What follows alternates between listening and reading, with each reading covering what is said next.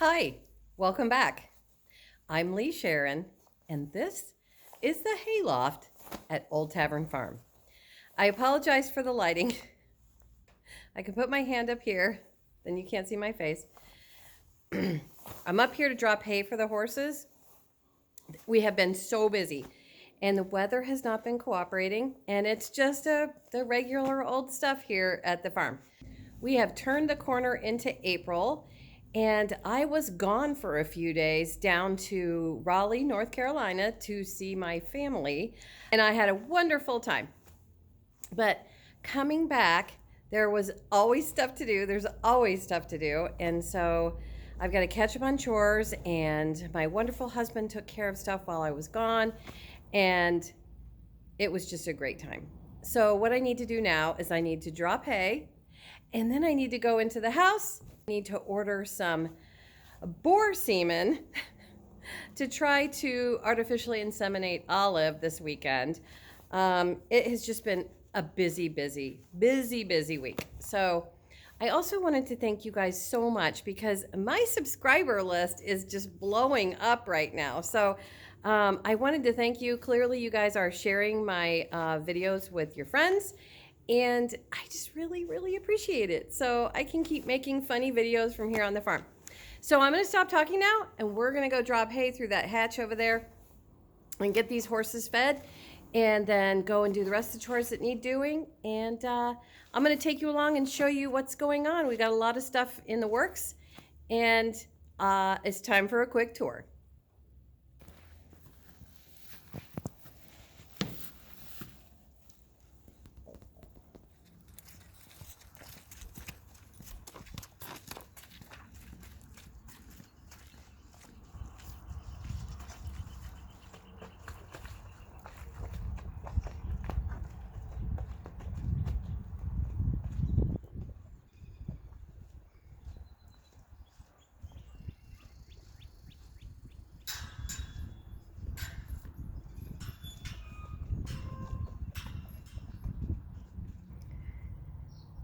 This is our new cold frame that we made a couple of weeks ago. My husband had some wheels that came along with a generator that we had ordered that we didn't need. So between those wheels and the handles that came with it, he built this box and put this clear corrugated plastic over it. And so all these lift up, and then we have some plants that we're just trying to root and harden off, some Lenten roses and some strawberries, a blueberry plant there, and some thyme. So anyway, so we'll be using this to put our seed crops in to harden off. And we thought we'd be funny, and my husband used to have a 69 Camaro, 69 or 68, I can't remember. And so we put these on here in memory of the old Camaro, which we sold to build a pole barn a few years ago. So that's a new addition here on the farm, and that's going to be huge. These plants are loving this cold frame.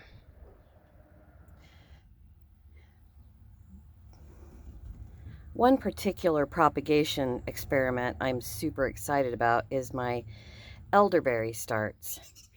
So I did learn how to cut my my current elderberries that are in the berry garden, and cut them in a way that you can put them in water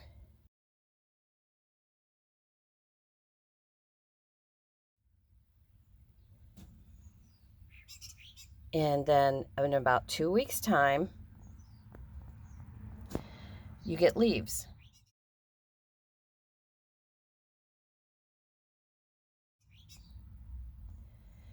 And yesterday I transplanted the sticks with leaves into module cell trays, and so far they're doing great. This one over here looks like it's suffering a little bit, but I'm gonna take a look at that in a minute and make sure that it's not just in place wrong. So And then the rest of the plants here in the cold frame, asparagus and cabbage. We desperately need to start more cabbage. We may end up having to buy it at the nursery, the local nursery. But everything else is doing well. So we received our swine genetics, and I also ordered some rods and lubricant and hormone spray. And they also sent a really handy calendar as to when we inseminate and when the piglets would be born. And 3 vials of genetics from a Hereford boar.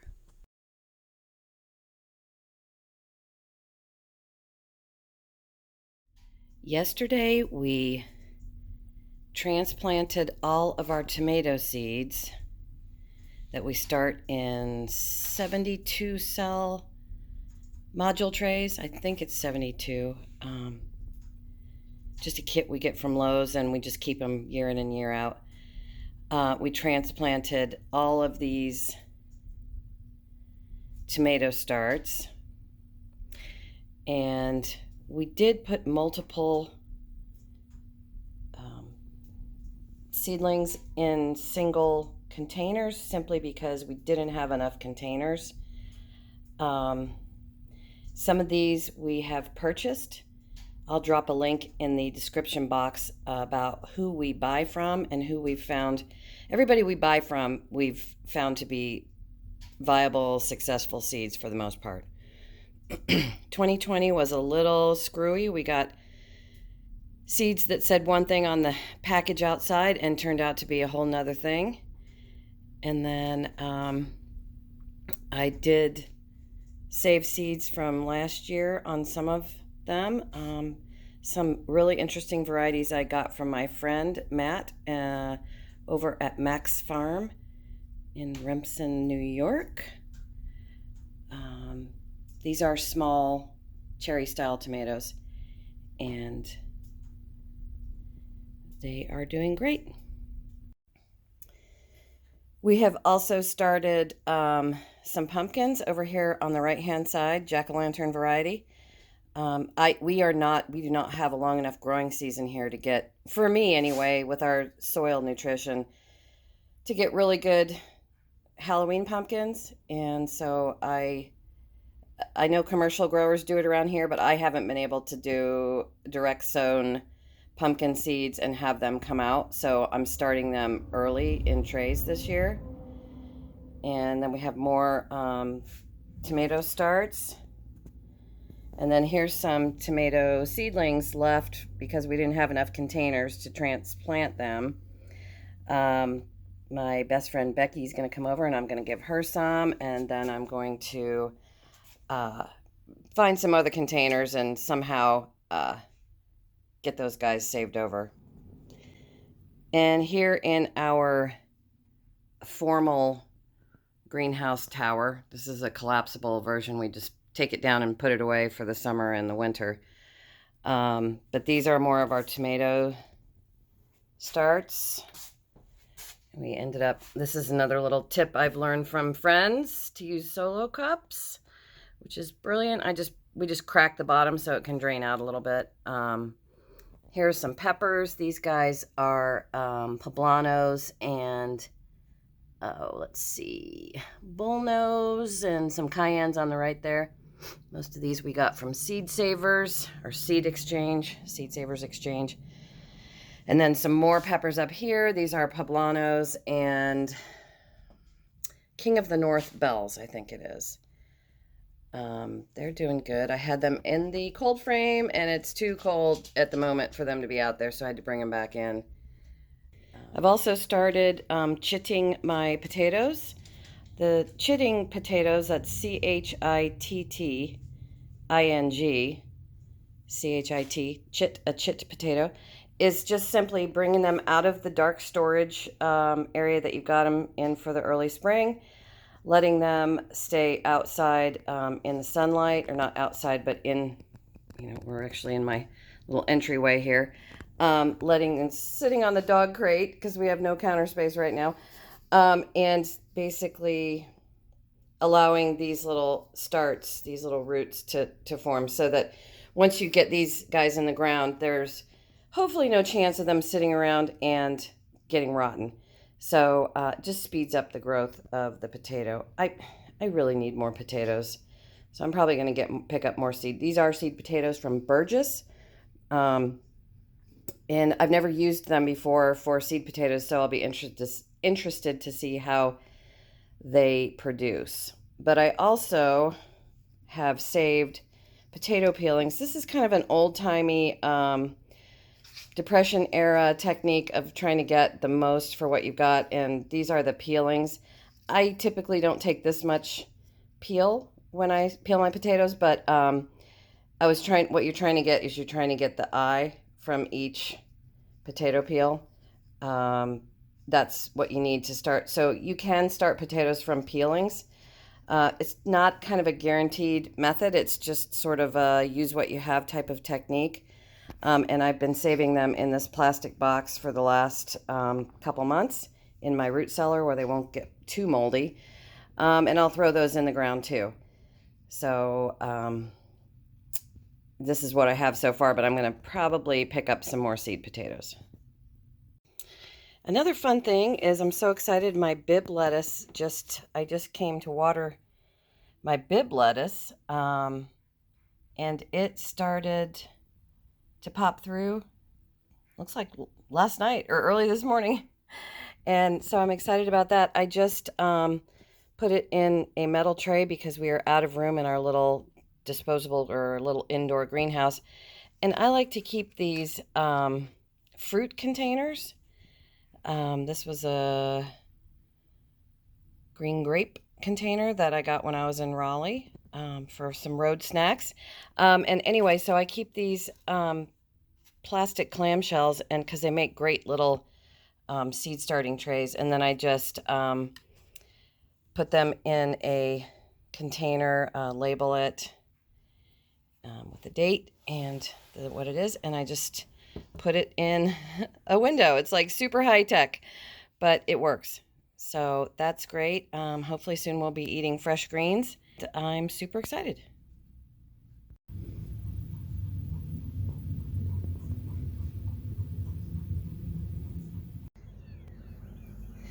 It's actually a beautiful day today, and I thought I would show you the berry garden is growing and looking good.